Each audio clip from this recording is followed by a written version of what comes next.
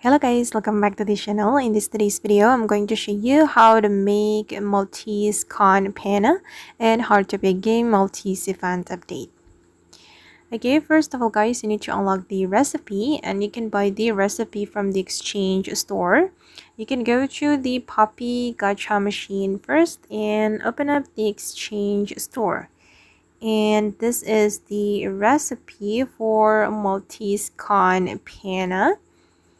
And if I'm not mistaken, it costs 10 Maltese tokens. Make sure that you already have the Maltese tokens to buy the recipe.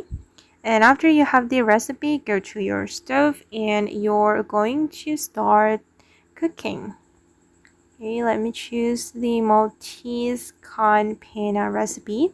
And these are the ingredients that you need. You need milk and also a cup of coffee. Then I'm going to click on start cooking. Hold on. Okay, done guys, and I'm going to see the result.